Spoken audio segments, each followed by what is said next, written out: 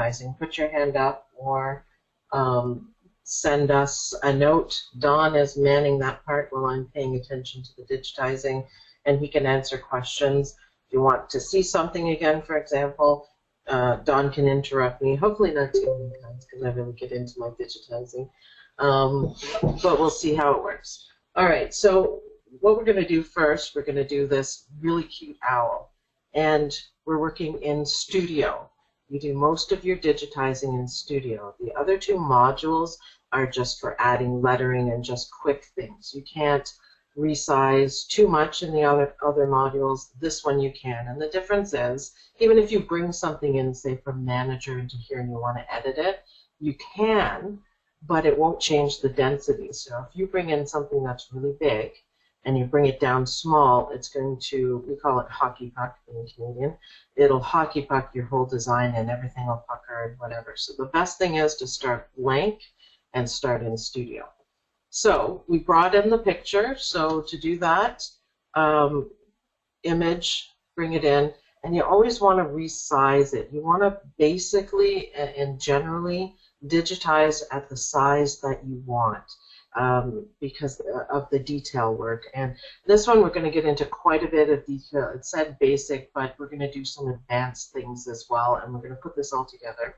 The other thing is I'm going to try to make mistakes. I do make mistakes. I'm not perfect, but I'm going to try to make more mistakes so I can show you how to fix them. So keep watching and watch everything that I do, and if you think something's wrong, that's another time you can raise your hand and say something and point it out. So be watching for what we're doing. So again, bring your image in. A nice JPEG is fine. You don't have to worry about any other form. JPEGs, we just generally stick to it. It works every time. So once you bring it in, you go to Edit Image window. And this is just the image. This isn't your embroidery. This is just the image. So you can move it around. And this is what you want. You want to resize it. Now I'm making this quite big because I want to put quite a bit of detail in it. But you can change it just by doing the left mouse button or the right mouse button to get the size that you want. So I'm happy with that. And there we go. So when you're looking at an image like this, when you get really experienced at digitizing, you just automatically do it. But what you want to do is plot out your order. You can, in reality, do any kind of order that you want and do anything and just redo everything, just move stuff around. And I'm going to do a little bit of that today just so you can see. But generally, you want to start at the back and work forward. And if you can get that down pat and try really hard to do it, so I would, you can even write it down. First is branch, second is, no, wait a minute, first is tail, second is branch, and then bring it, and then you don't have to spend 20 minutes moving all your elements around. It just makes it more efficient. And again, if you start off doing it right, you pick up good habits, and it'll save you a lot of time in the long run.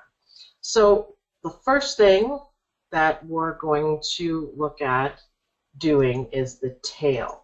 So the tail is behind the branch, and the claws and the feet are over top. So we're going to start with the tail. And, oh, that's too big now. I think that's pretty good. Maybe I'll just rearrange it a little bit. I'm on a different computer that I don't like. I usually digitize on my Mac, but Mac is being a little stubborn today, so I had to switch. So we're going to do the tail in just a flat stitch. Click to put your point down. And this one here with all these kind of spiky things, furry things, I don't know what to call it, directional lines, is your first one.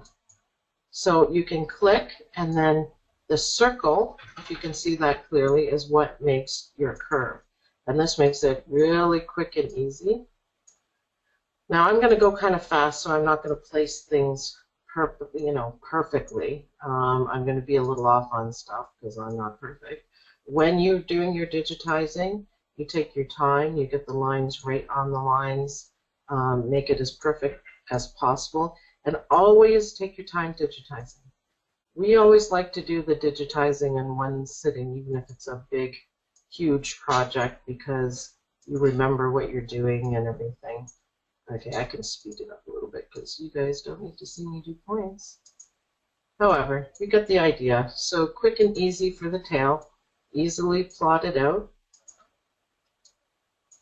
Now, we want this closed, so we've got to bring the node right back. And I always put it there and then slide it over. You can right-click and do closed and all that good stuff, but I'm just a creature of habit. Now, I want this to overlap a bit. So, because I'm not really sure what kind of material I'm putting it on, and I don't want to deal with any pull compensation. So overlap a little bit, so there's no gapping when you stitch it out. The material is going to pull a little bit no matter what. So we're just going to leave that one. So that's our tail, and we don't want a purple tail, although kind of cute, but maybe not. So I guess brown. So that's our first thing, is the tail. The second thing is going to be the branch. Now there's probably 500 ways you can do this branch. If it was really small, I definitely just stick with a satin stitch, and you can do the column stitch, and I'll just do one branch quickly. But again, you got to look at the big picture here. The branches, this is the main branch, and then these ones here are coming off from behind it. So you want to start with the ones behind. So let's zoom in properly here. Yeah, that's pretty good. And we're going to use this tool. And we're going to pick B, because that's my favorite. And we are actually going to do a whole tutorial on column stitches, because there's 10 million things you can do with it. And it really adds a lot to your embroidery. Now again, I'm just doing this really quickly. You guys can feel free to take your time. Awesome. Now, if you're wondering, the dotted lines in between my nodes are the stitch direction, and you can mess around with them, and I'll show you that quickly. So again, take your time, just doing it quickly.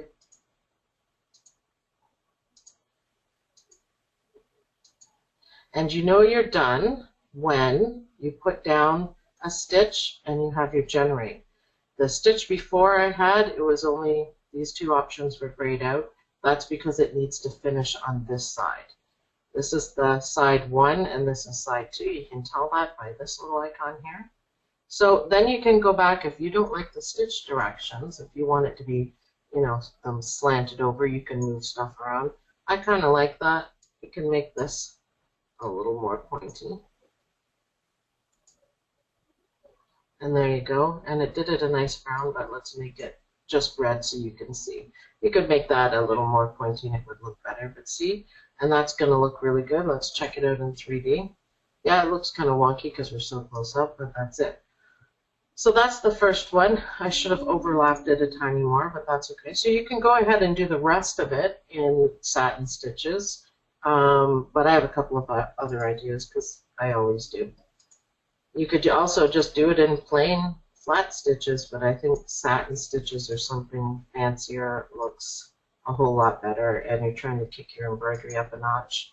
So let's do it that way. Looking good.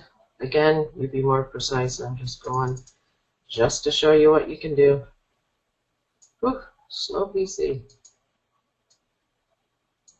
And you can spread out your stitches as much as you want, your stitch points. It's pretty easy, so you can just tuck it up there and make it better. Go all the way to here. Yeah, that should work. And it's okay, we're overlapping the tail. That's exactly how we want it to look.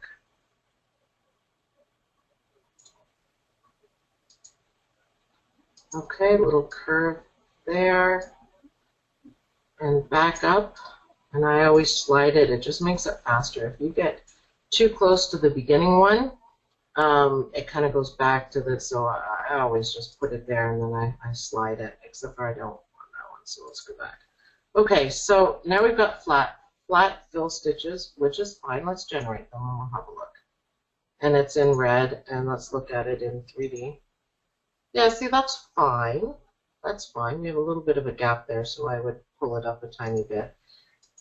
And satin stitches would be fine, but why don't we make it a little more fun? So let's go into parameters, and I would leave everything except for, why don't we pick one of these groovy stitches.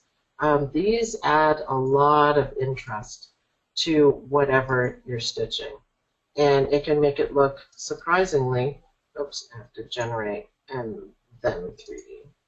See, that's kind of neat. It kind of looks like an old gnarly branch. I kind of like that. I kind of like that indeed. So let's go down. I'm going to leave it at that one. Always play with your different kind of program stitches because you'll be surprised what really looks good. And it's kind of, you know, fancy stitches for minimal effort. So I can't quite pull that one the way I want, so because the curve is steeper. So we can do it like that. Now this one I'm just going to do just flat so you can see. I won't be able to put it at too much of a point, although this is pretty big. We're doing this 5 by 7. Everyone tells me I'm too fast, so I'm trying to go really slow. Hopefully the speed is okay for everyone. And then again, we want the overlap. Doesn't even matter how you do it. Slide it in and generate. Now, what have I done? What have I done? I've done it in the wrong order because this one was supposed to go behind. So right-click and hold, insert before. See, now it's tucked in behind. Now you can see.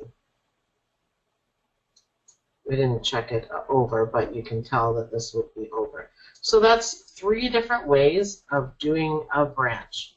So the order is good so far. I think we should change the colors, and then we're going to hide them so I can see what I'm doing.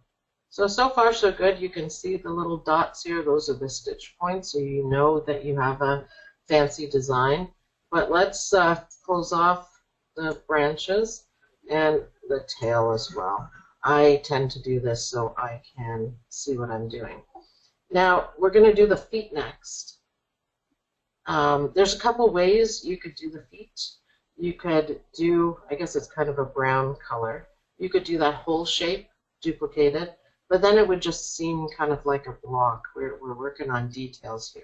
So the second way you could do it is just digitize this whole thing, and then you could sort of right here and right here, you could add a line carving. But that would kind of leave, not a gap, but I don't think it would look as nice, but it's workable. You can't do line carvings if it's too small because there's not enough room for the details. So what we're going to do, this is how I would do it, is, and ignore the nail for now, I'm going to do one, just one, and I'm trying to make it pretty good because we are going to duplicate it, and we're just going to leave it on a plain fill because I think that would look good. And we're going to duplicate. Oh, duplicate I missed. And place it. Duplicate. And place it. Now let's have a look at that and you're going to see what I mean. I don't have anything else showing, but you see how there's definition? So you can tell that there's 3. Now, if you don't understand that, I'm just going to do this one as a solid. And then I can erase it. I'm just going to do it really quickly. It's not going to be, I'm not going to worry about my bends or anything, just so you can see. And this is really simple, yet very effective detail work. And it really doesn't take any longer to do, but I think it makes everything look worlds better. So we'll generate that, and it's just one big block. That is kind of how you see it, kind of. But see the difference? That looks like there's 3, and that kind of, well, you know there's 3, but it doesn't really look like it. So I don't like that. So let's get rid of that. Right-click, delete. Let's copy these 3 guys. Duplicate, and it's nice to have everything symmetrical. Place it on there. Awesome. That guy looks good. So now we've done the claws, and what I do to keep everything neat and tidy, because sometimes you can do really intricate, and you have like 100 pieces, and it's hard to sort everything out because you almost always have to sort something. So these are always going to stay together in stitching, so I'm just going to group them. So now we're going to do the claws, and this is fairly easy. We want it solid and closed, so we pick this, and you place your first stitch, and then you go up to shape and pick your shape. If you just try to go to shape before you place the stitch, it's not going to be available. It wants to know, I guess, where you want to put it. So depending on the sizes is what you want the difference between these 3 ellipses. If it's big, use the 16. If it's medium, use 8. And if it's small, use 4, because you don't need all the stitch points. And I always pull my circles wrong. Haha. I didn't, yeah, I'm a little off today. So move it this way for wider, up and down for longer, so you can make any shape basically. But it's okay, you'll have a chance to move it. So let go. I was holding onto the left mouse. And then you right click and you go to 2 elements. And then you generate. And we're going to make this black because I can't see it. There you go. Now you can see a little bit of the yellow through there. That's an easy fix. You just change the stitch direction. This is relatively small, so it's not going to show, but anytime you're doing stitches over stitches, you can do that, and sometimes it looks better, and sometimes it's not always good to cut out holes. You end up with way more stitches, and your underlay kind of goes over the same spot 4 times. So anytime you're doing stitches over stitches, do the first one however you want. The second one, if you changed it to an angle like this, you definitely won't see them. But I know this is small enough, so I'm not going to worry about it. And we're just going to duplicate these guys and place them on. And the shape's a little bit off. You guys can do it better. Perfect.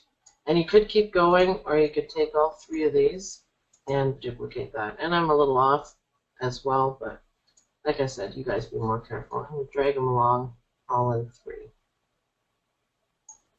Good enough.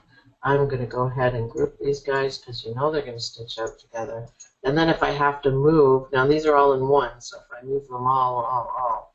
If you need to just move one, like one of these, it's this one, and I'm down a bit, you can ungroup it, pick that one, fix it, and then group them all again. But I'm not all that worried about precision. So we've done the bottom part, we've done the bottom layers. What's next? I'm going to say, let's do this kind of purpley big part here. So it's a closed shape. There, there. So for this part, I think it's going over. So I'm going to pay attention to this detail work here. I'm going to go quickly, of course. You guys take more time, but I do want it to be kind of, it's not going to blend, but kind of feather-like.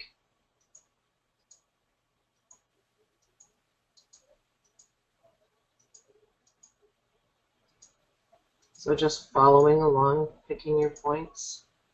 You be more precise, you take more time.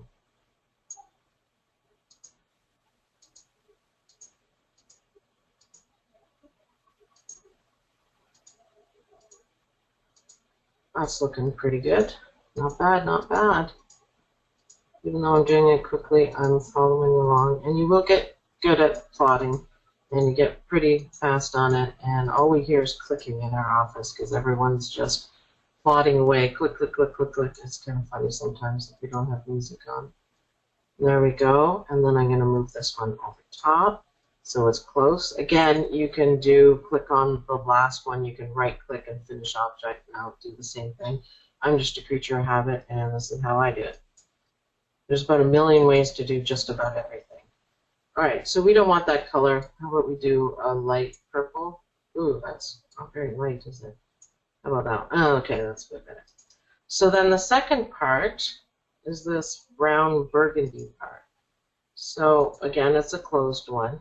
Now this one I'm going to do underneath, so really I should have done it first. But you know what? I didn't. So you could go and match up everything, but you want an overlap again. If you match it up, you can take the time, and remember there's a difference between your image and your stitches, so watch very carefully.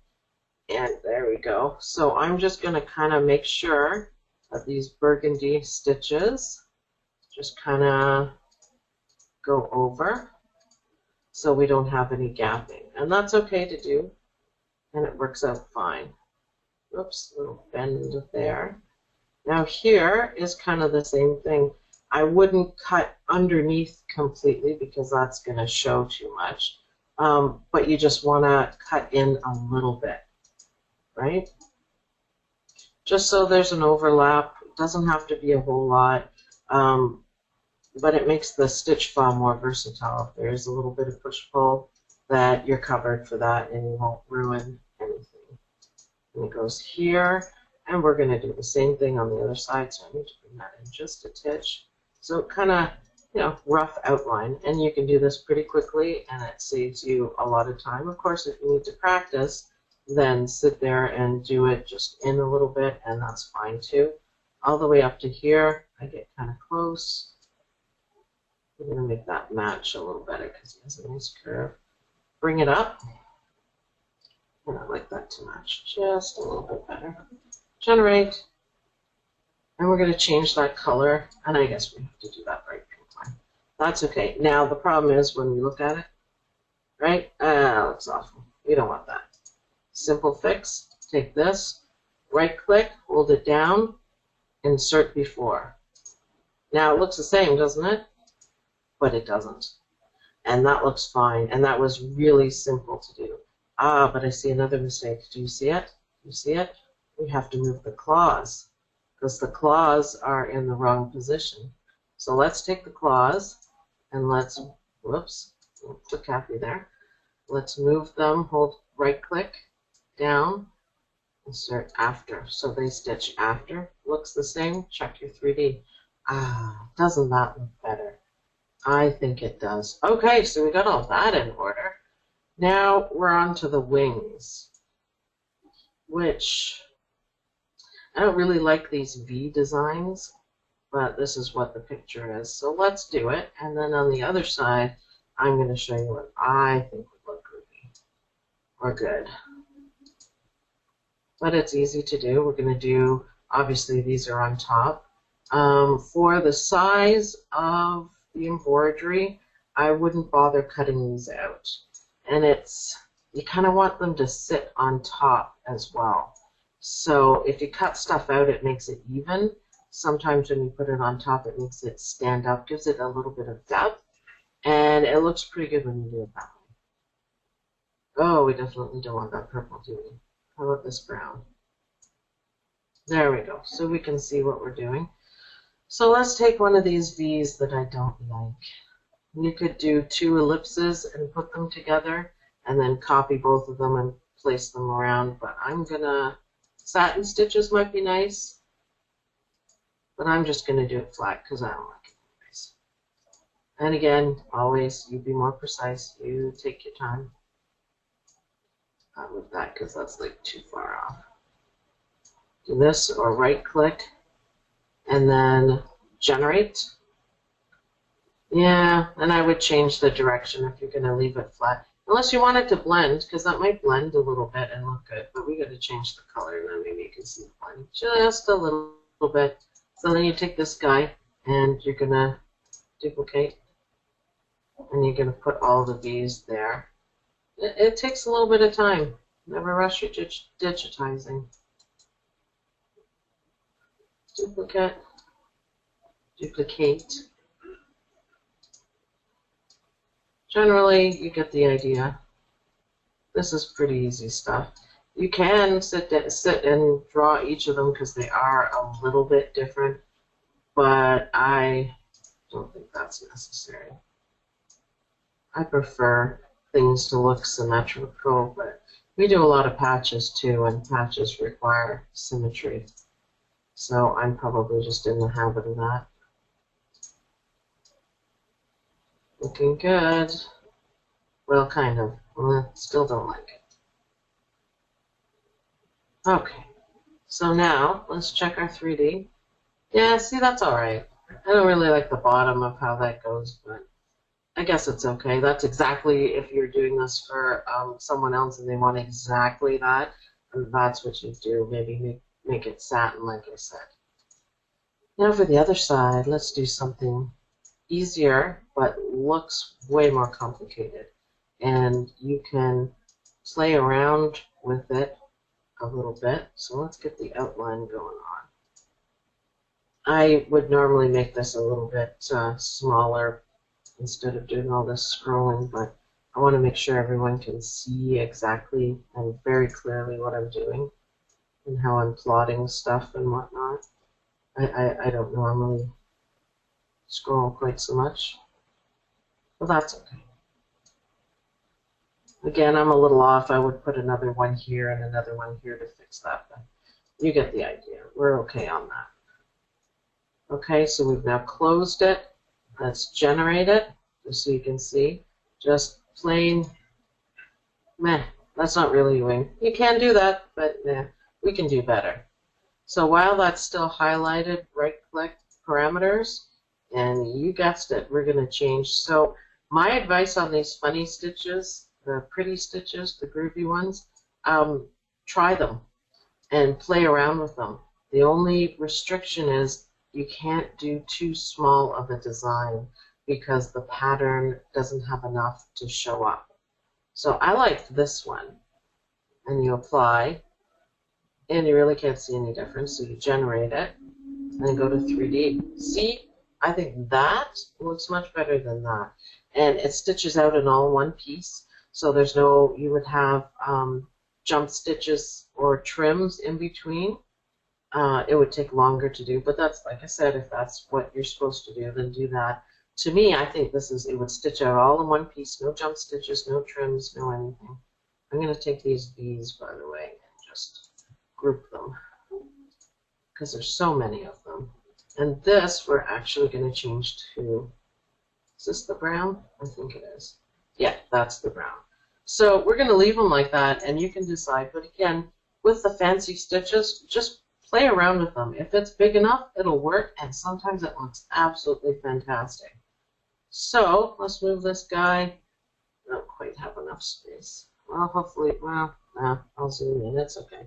So, is that brown behind that brown, or I don't think it matters. Let's do the darker brown first. Now this brown is going to be, whoops, I right-clicked by accident, no biggie. This dark brown is going to be kind of behind, so you could do it a bit messy, although I think brown would show through. But anyways, I'm going to stick to my curves and make them look good.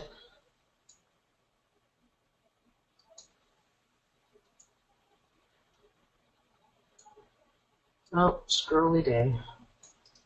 There we go. Top of the owl.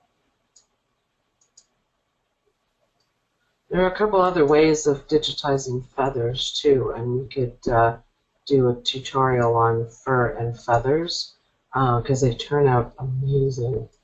It takes a lot longer to do, but I took a picture of one of my dogs. I have a whole bunch of dachshunds, and did a fur picture, and oh my goodness, it was great. Okay, so we're going to leave that flat, generate, and he's pretty close to the right color. Let's go down and do the bottom, fill stitch. This owly guy is starting to look pretty good.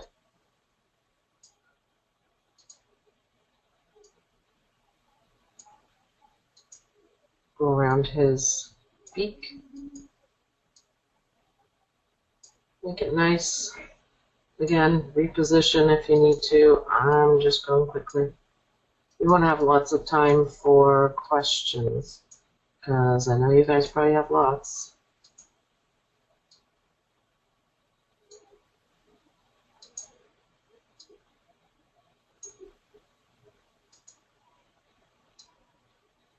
So that should fill in nicely.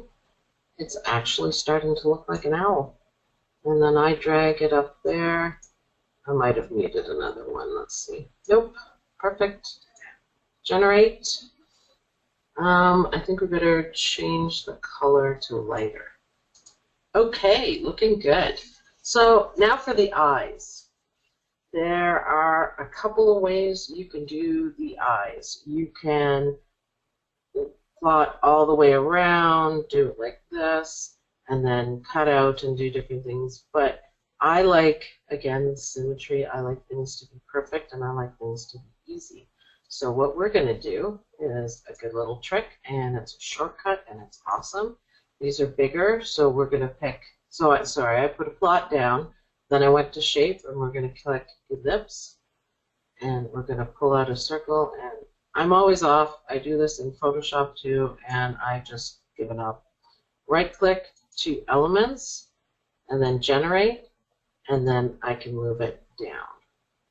And yeah, my circle was way off, but that's okay, we can fix it. We want it to go right along the contours of it. See, it's easy to fix. It takes a while, apparently longer than 10 years for me to pull out circles, but like I said, I can't do it in any of them, so I just give up. Generate, and we want that to be, that's kind of a yucky green, but green nonetheless.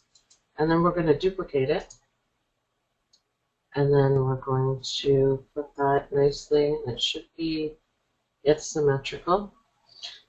And then what we're going to do, it's easiest to do it on here, we'll grab two of them, and I just held down my mouse key, and we're going to go to transform, way down here to shaping, and these are awesome. We go to union, and look what it did. It made one full, and they're perfect circles. It made it into one now. Let's generate that so you can see. There it is. Look at that. That's perfect. So this is what you see. Ah, she didn't do it because look, there's lines. Yeah, you can go and delete these guys. And now it's going to be perfect. So it keeps your original two and then does the one together. So now it's one circle, see? Or one circle-y shape. I think I did a tutorial on this with dog bones. So that's a shortcut that saved you all this plotting. You just learn to pull out the circles better than I do. And they're always perfect, and I like perfect. So now you could do the yellow on top, but it's a bit big. And I think the colors would bleed a little bit. So I'm going to cut holes in it just for that one part. So highlight it, and it's this tool. And then we do the same thing as we did the outside. Let's see if I can do it better. Probably not. And this is a bit smaller, so we're going to pick the ellipse with 8 elements.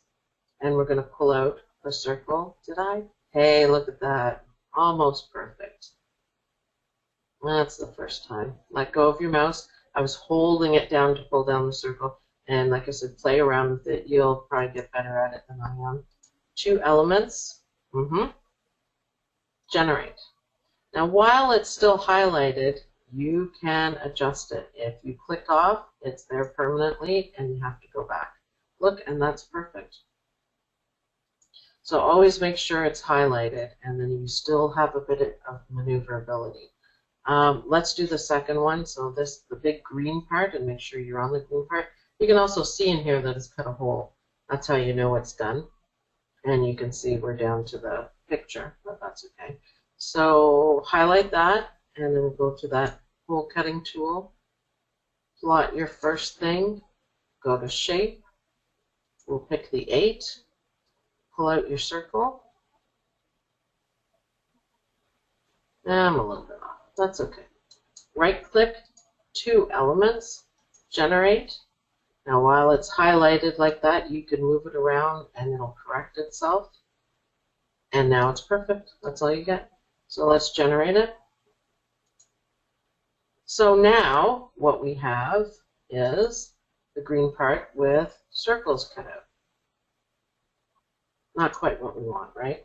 So if you wanted to take your time, you could go in and you could plot out a circle, or you could do a shape and fill it in with the circle, or you can do convert, create fill from opening. So this, the yellow part that's empty, is considered an opening. So like I said, this is another shortcut, and you should use it as much as possible. It's a huge time saver. And again, it's going to make everything perfect, and we like that. So create fill from opening. And it's going to do them both. And now we have openings. Let's make them yellow. And let's generate it so you can see it. Now, wasn't that fast? It was, what, 3 clicks?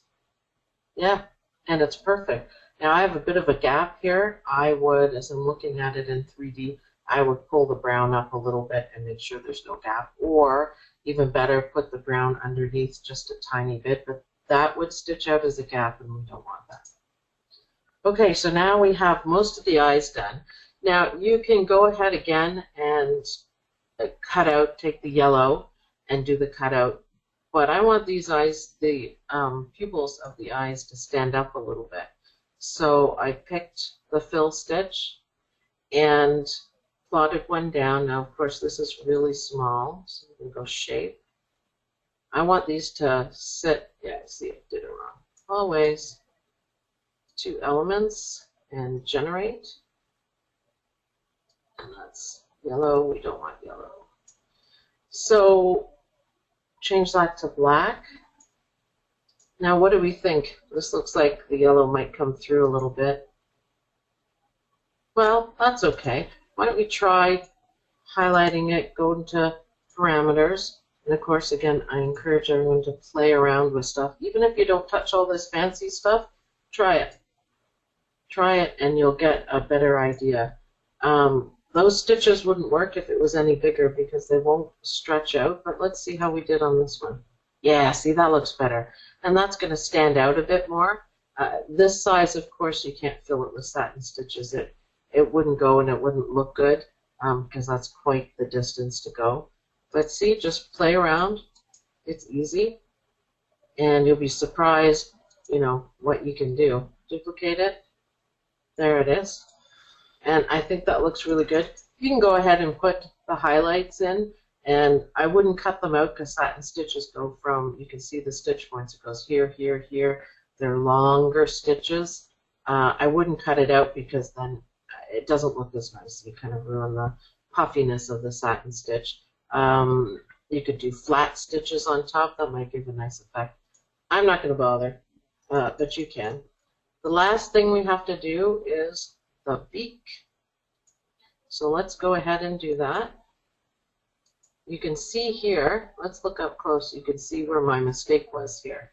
So when I plotted the brown, or when I plotted the green, it didn't quite meet up.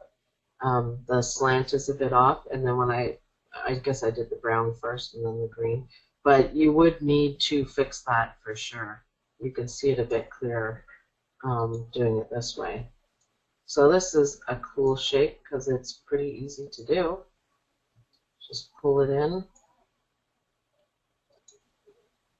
You could always go in and add, if you do things and it's not overlapping enough, you can go ahead and add in a little pull compensation.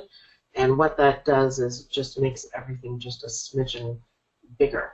Not bigger, but it'll add like, you know, a millimeter or a tiny bit of stitches at the end so you have the overlap. So you just have to make sure you have everything set up properly to do that.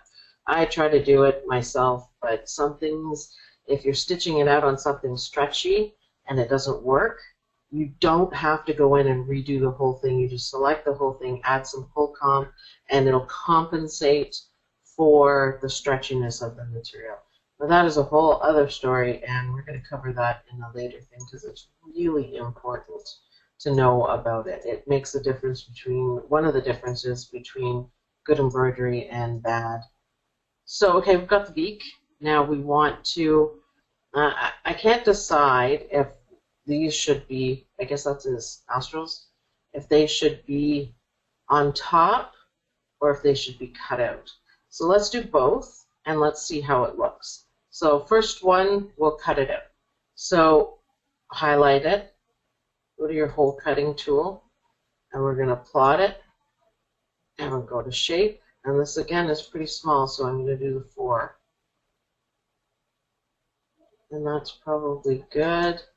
Right click to elements, generate, and then while it's still highlighted, you can move it.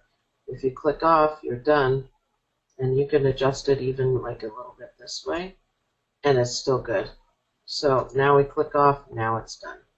And then, of course, we have to go to convert, create fill from opening, and see right here, it just did the little opening. So let's make that beak a little yellowy so that we can see what we're doing. And we need to generate this guy because we still can't see. So that's him cut out, and you can see there's not a whole lot of stitches in it. So let's let's do one, see if we can do satin stitches, but let's try and we'll take a look at both and then we'll decide.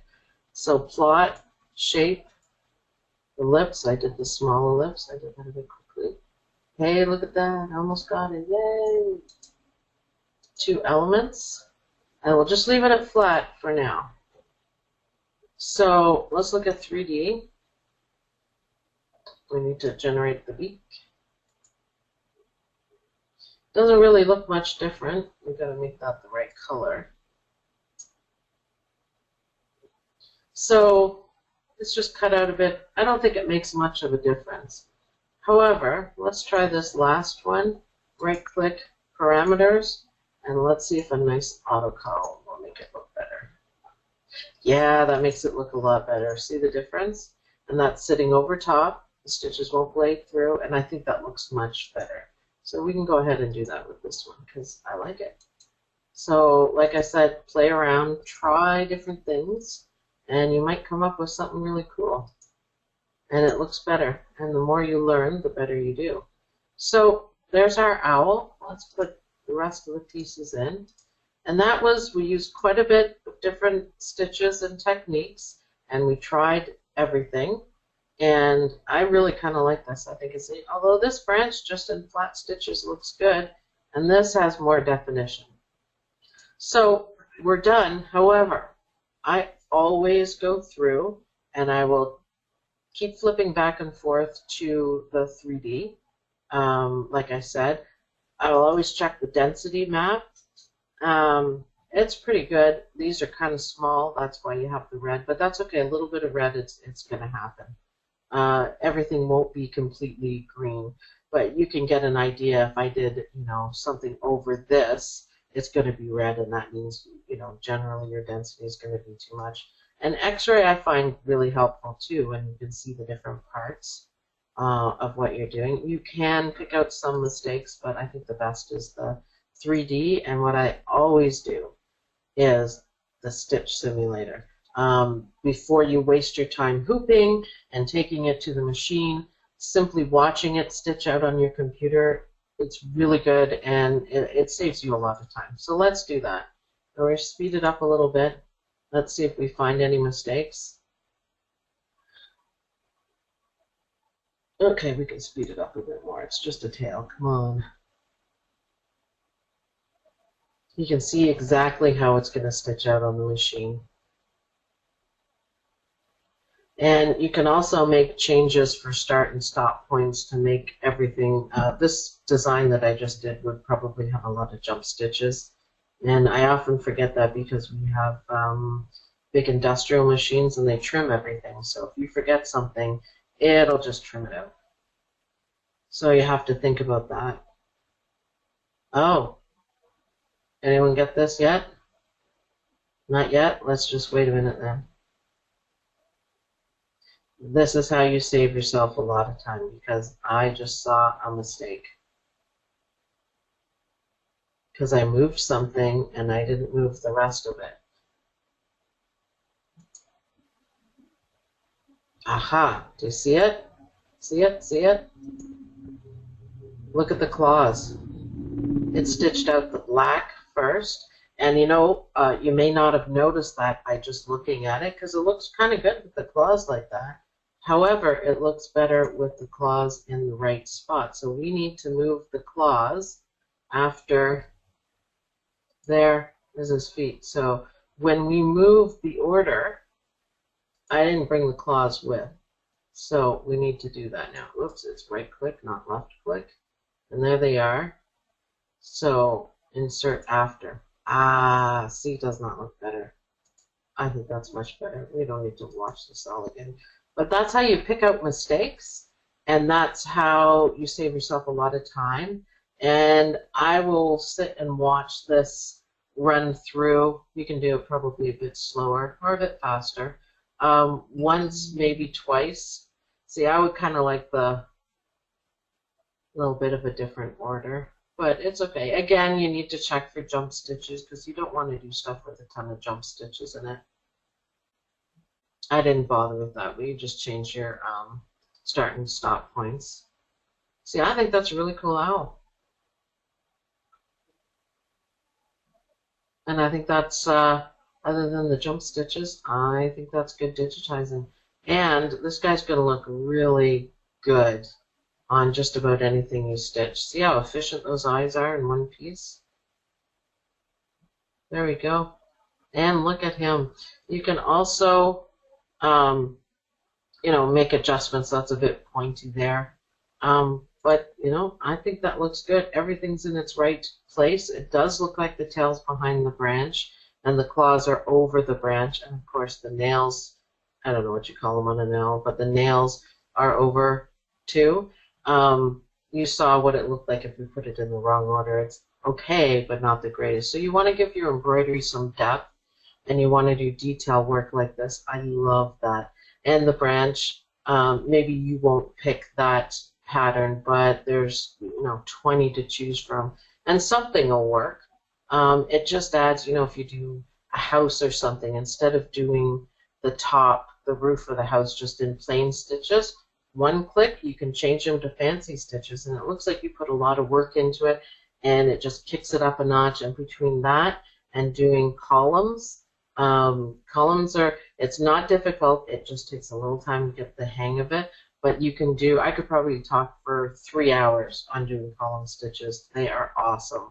But that adds more detail, more professionalism, and makes everything look better. All right, so that's it for our owl. He is all done, and he looks awesome. So I'm going to put you back over to Dawn, and we will take questions and answer as much as we can. I think Dawn's going to do the questions. All right, thanks, everyone.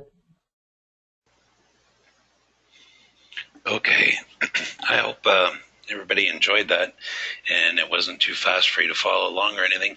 I did have one question that somebody asked back in the beginning about the image and being able to digitize during the class while they're doing it along at the same time frame. At this point in time, we didn't have that available, but if you saw my reply, I made a suggestion to you.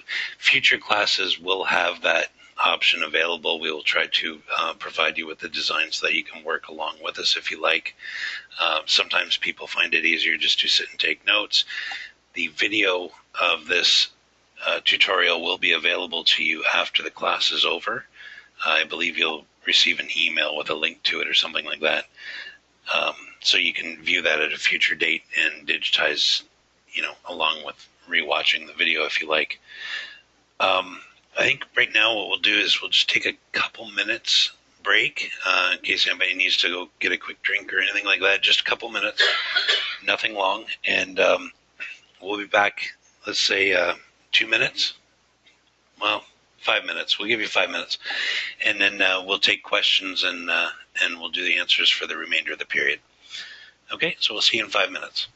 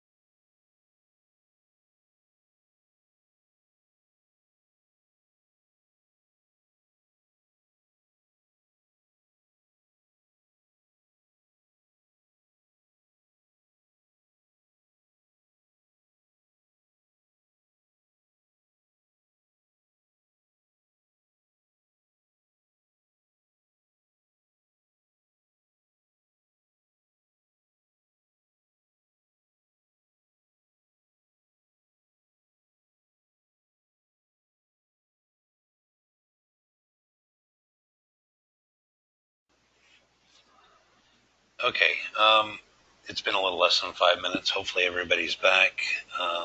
If anybody misses on anything, let me know. Shoot me a chat here, and I will do what I can to answer that question. So we're going to take questions. You should have a raise your hand feature on your dashboard there. If you raise your hand, you can type in the message. You can just type. You don't even have to raise your hand. Just type in the messages, and I will answer them. And if I need to, between Sue and I, we can both answer your questions as best we can. Okay, I had one question about getting the image. Unfortunately, we can't give you this image because it's not a free one. So we weren't able to provide that for this time. We will make that available during future classes. We'll make sure that we have the images that we can supply to you as well and make it easier. And as it progresses, we can do little bits of homework and stuff like that. Some of these classes may get into 2 parts where you might have some work you need to do in between. And we can make it the best scenario possible. So I'm going to go ahead and unmute everybody. And just please, before you chat, raise your hand, and then I can identify you so that we're not walking all over everybody. Okay, lines are open.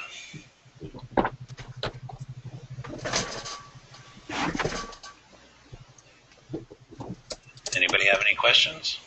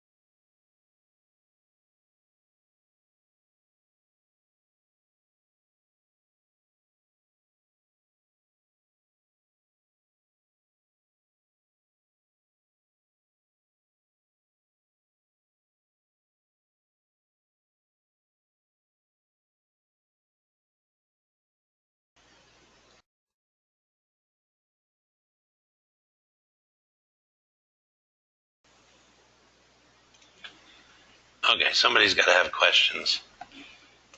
I know I had lots when I was doing digitizing for the first time 5 years ago.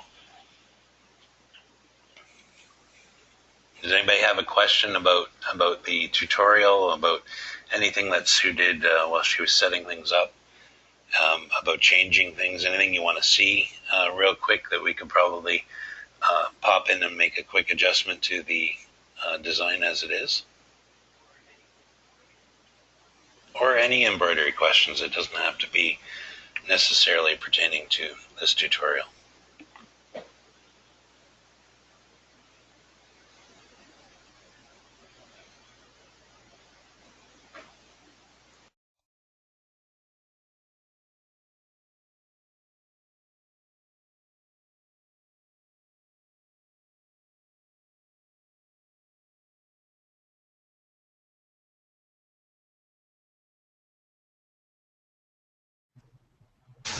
Let's go.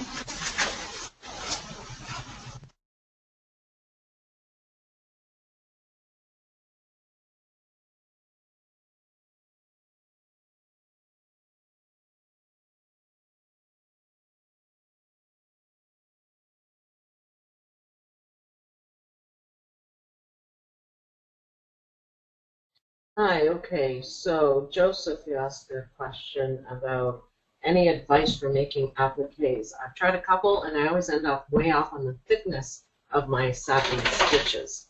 Which do you mean you make it too thick? My advice for applique is take your time. I actually did a video, it's on our website, and I create an applique present. And I explain all the details about applique. Small things, people think they can applique big things, which you can, it just doesn't look quite as good. You can do multiple small appliques. So what I did was I think it was like a 6x6 square, and I did a present in the middle, and I show you how to applique everything. And of course, everyone knows, or maybe you don't, you need to learn applique. Maybe we need to do a tutorial on applique, like a class. You can let us know if that's what you want. If you're having trouble with the thickness of your satin stitching, do not auto column. You can just do straight satin stitches, and you can adjust the size. If you're doing auto columns, you can easily adjust the sides and make them thinner. Sometimes thick would look good. They look really good if they're tapered, but they also look great if they're straight. So this is what I mean. You can do the auto column, but maybe you're making it too thick. You can do this one, and you can just do this, and you change it to satin stitches. And then it's pretty much set at 2 millimeters. And that should be the right size for what you need to do. If you need it thicker, you know, you can change that, or thinner, but that's generally the standard, standard basic size for the satin stitches.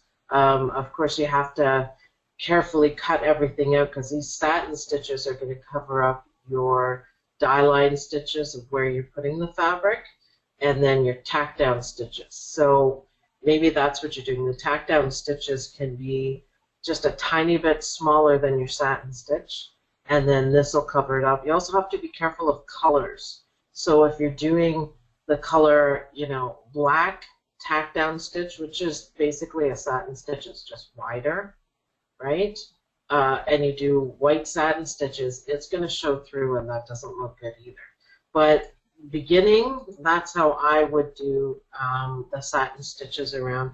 They're nice and even. The only thing is, this looks really good because it's changed, the width and everything.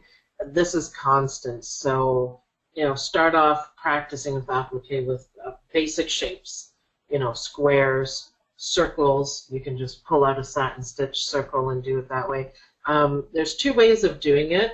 Now I know in Studio you can do, let's see if we can do this, show you quickly. You can do applique, and it puts down all the stitches for you all in one nice thing. It does the outline, it does everything. That one didn't do it for no particular reason, but anyways. I tend to do them separately. I find I get much better results. It's easy to click the button, and you can do it for simple shapes, but I have a tendency of doing them separately, just because I'm super picky and I don't always like what Embird does. It does work, doing the applique. It really does work, and it's easy to do, and everything will be aligned perfectly, so you can do it. So the present shape, it was on its side and kind of groovy. So you can do applique and generate. See, I don't use it generate. I don't use it very often. I didn't even do it, you know why? Because it's not closed. That's why. But anyways, I would just stick with satin stitches till you get the hang of it, until you get the idea of what you want to, how you want it to look. And again, don't make the appliques too big. Try to make them small. Start off small, get really good at it, and then you can do multiple appliques or bigger ones, but never too big. One of the rules I say when I'm teaching people how to do applique, simple is best. Yes, you can do fancy appliques with a whole bunch of, you could applique this whole thing and put all the details in. It just doesn't necessarily look as good. You want the fabric to show through and then show off the embroidery as well. So simple is always best. You can get fancy later on when you get really good at it, but simple is always best. And you should be able to come up with good things. If you're, what does he say? That's helpful. Oh, yeah, you know what? Sorry, I'm reading and I'm talking. Apparently I can't multitask on Saturday. Start off simple, Joseph. That's the best way of doing it. Click that one button. It'll turn out perfect every time. So when you click the applique button, it's your tack down in one color, or sorry, your die line, your line of where you're going to place the material. The next one is the zigzag stitch to tack the material down, and then the third is the satin stitch, and it'll do everything for you.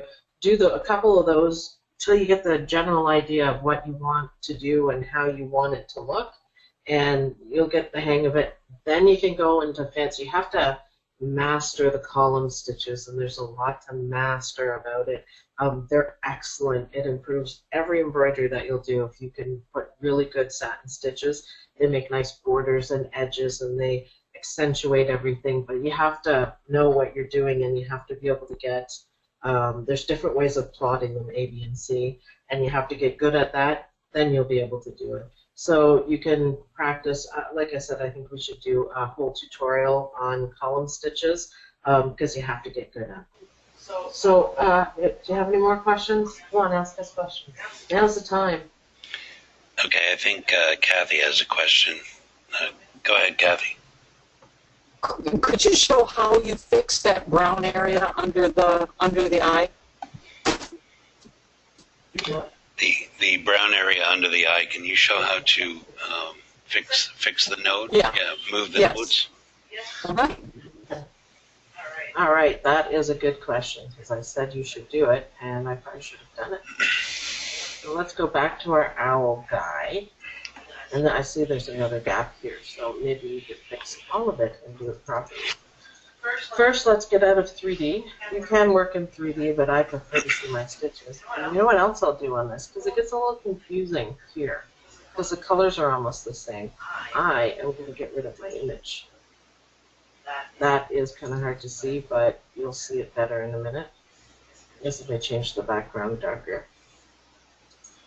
Okay, so this part, right, because there's a gap and we don't like that, why don't we do it in 3D? That's a bit hard. So the tool that you need is this one, right underneath your pointer. And look what it does. It takes you right back to where you plotted. And all you do is move it up. And we've got to make sure, it's hard to see the beak. And you can move anything and do anything. It basically takes you back to the beginning of where you plotted. You can change any of it. And it also, if you look here, you can see the line of where it was. And the black line is where you put it now. So you can change, like, look, this one's a bit off. I think we stitched the beak out first, but why don't we just perfect it right there while we have brown open. There was another gap right there, and see if you have it in 3D, you can, without the picture, you can clearly see, and this is how you perfect stuff. Because I'm going on the assumption that the brown is under, which it is. So let's fix it up. We still have a nice curve. You know what? I need this one too. So that's pretty easy to do, and you can use that tool as long as it's created natively in Studio. You can do that on any stitches that you lay down. See, I would overlap this a little bit more too. And look, we have a gap here. So if you can't, I see my square node, which is straight. And once you move it a little bit, now I can see my curve. And you can slightly see the brown. That's where it used to be. And now we've placed it differently. And then there's my circle. You might have to zoom in if you can't find them. You know they're there. Square, circle, square. All right, so we're done that. So let's generate. Much better. Look, all of that is fixed. So this is what you want. Node edit, it's called. And you can go ahead and change. Let's try the beak. Nope, I gotta click off first. Beak, node edit. It takes away your stitches and leaves you with the nodes. So we can perfect it. If you see it, it's bit off. I think about that much should do. Straighten that out. It was just a little bit crooked. I would bring that one in because we don't want a gap. You'll get much better stitch outs if you do it like this. Generate. Perfect. See, I even like how that sits better. So now we have no gaps. So once you take your picture away, because sometimes if you leave the picture there, if you do colors that are too close to the picture, you can mistake the picture for your stitches. And when I'm done with everything, I usually take the picture off, and then you can go and adjust crispy anymore. See, I'm very picky, so I honestly would go in and I would do this brown part and make that just match perfectly. It wasn't, that's not much of a difference, but that's just me. See, even more, I still don't like it. And it's still, you have your start and your end. And I would put it right there. I would. And then move your other piece, that's your start and your stop. See, that's much better. But yeah, I zoom in and go through everything and you can figure it out. See, now that's perfect. That one's a little bit better. There's no more gaps. There's no more gaps here. I would fix this. Let's see. Oh no, it's not. I would fix the brown, not the green, because we have nice circles. And the green, yes, it does stitch over top. Just a tiny bit. Or you can go ahead and add full compensation. Do it that way. There we go. You can change the colors of your notes if you can't see them. I'm kind of used to it. And this is underneath. That solved that. So that is how you fix that. You go to the node edit tool and fix away so there's no gaps. Okay, next question. Keep them coming.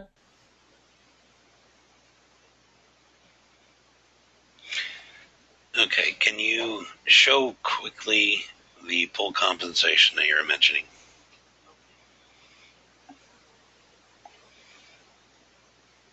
All right. Parameters. And there's a lot of things to set up in parameters, and you have to know a little bit about pull compensation. It's tiny, but you can make it big. So it's right up here. It says pull compensation. It automatically sets it to 0.1 of a millimeter, which is not a whole lot. Not a whole lot indeed. So it will go through your lines just a little bit. But look, if you make it, let's go like wacko here. 2 is about all you can do. Now watch how this brown is going to change. See?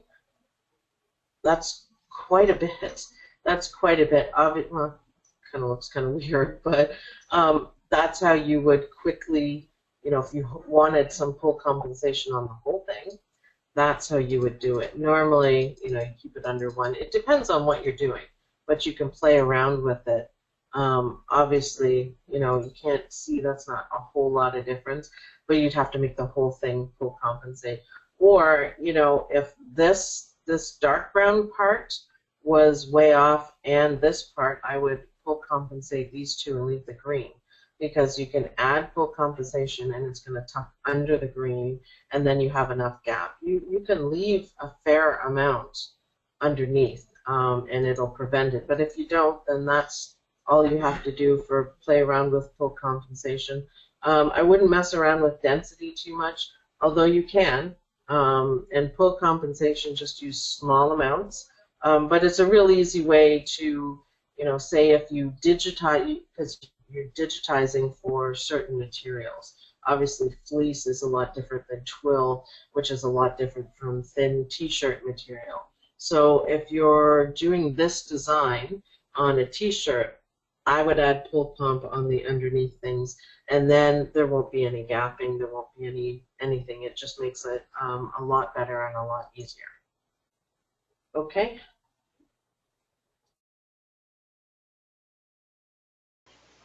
Okay, I think that answered that. Does anybody else have any other questions? while you're thinking of your questions, I'm just going to mention again, this is a new thing that we're trying out. Please don't mind the bugs. We're trying to work everything out as we go and keep things running smoothly. This is something that we do have a few other classes offered. We do want to offer you a lot more and show you everything there is to know about Embird, as long as we have the participation. If everybody's interested in doing this, then it makes it worthwhile for everyone, and we will continue to do so. And we will continue to improve. We're open to comments and ideas, something that you'd like to see, topics, anything you'd like to see done differently. You can give us you can shoot us an email at omlembroidery@gmail.com, and the address is on the website. And then we will take your ideas and stuff into consideration when we're planning future events and trying to make this the best experience possible. Okay. Now, how do you do the satin stitch in B column?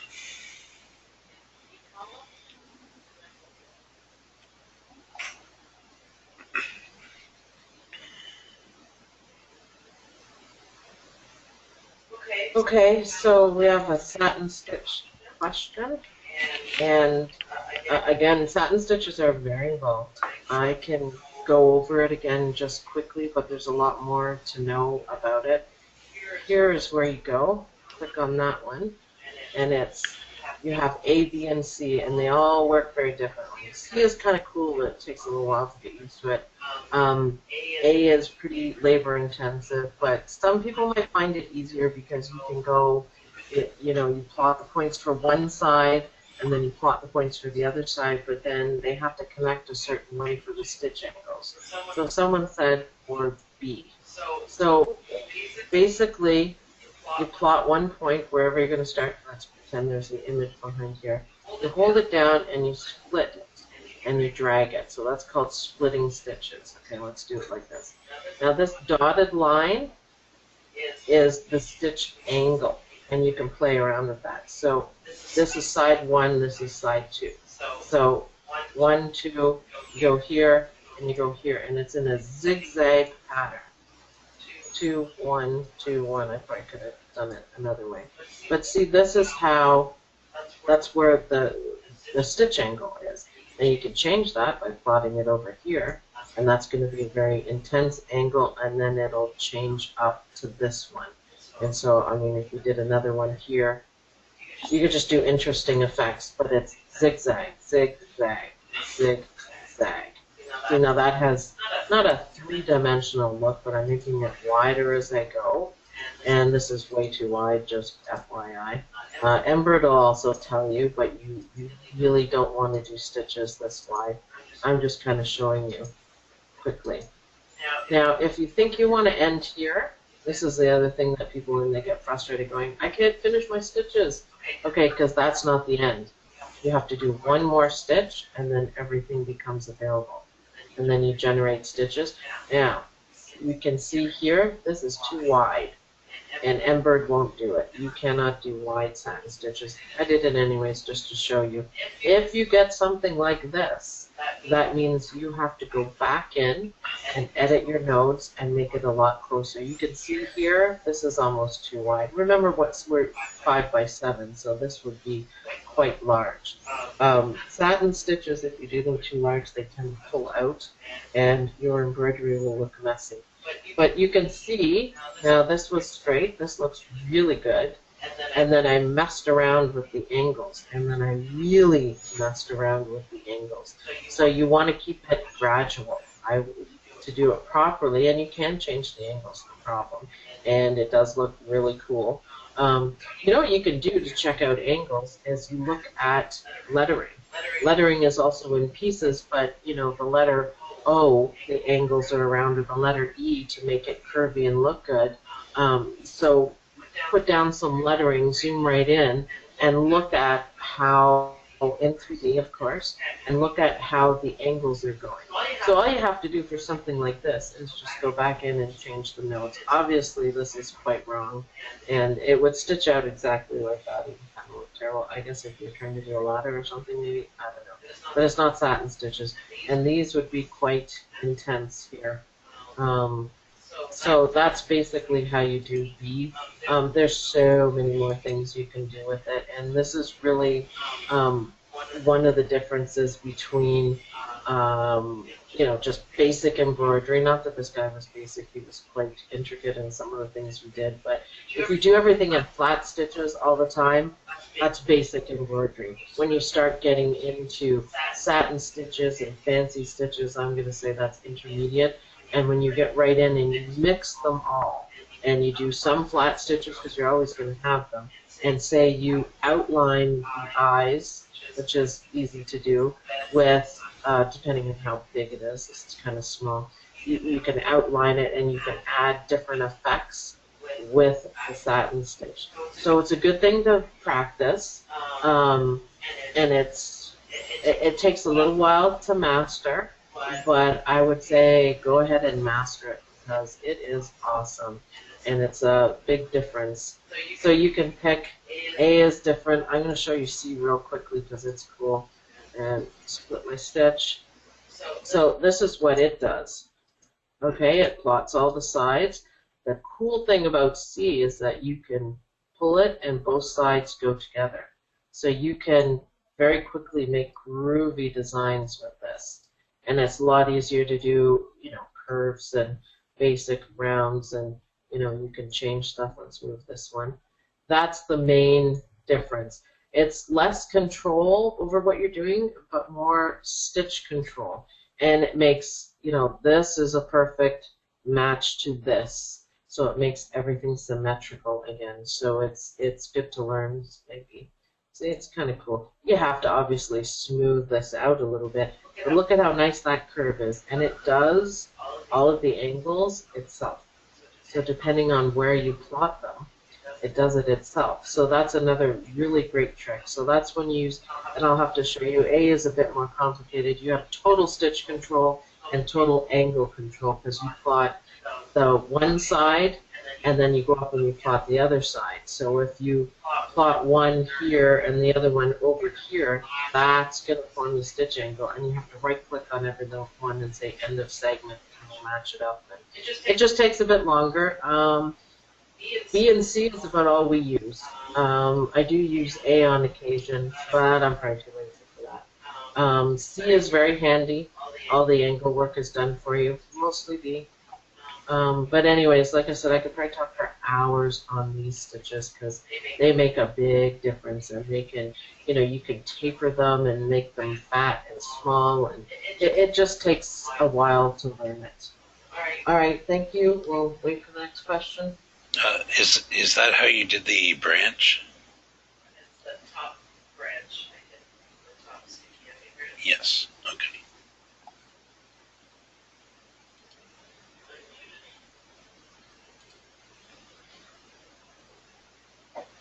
Okay, anybody else have any other questions?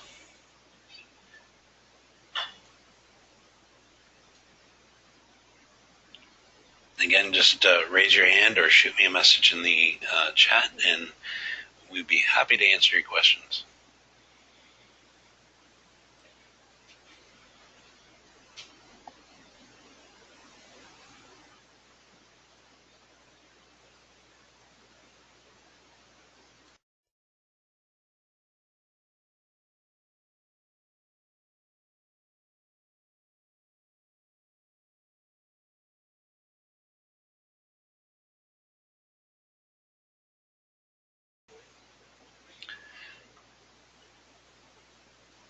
No. Okay, I have a question here.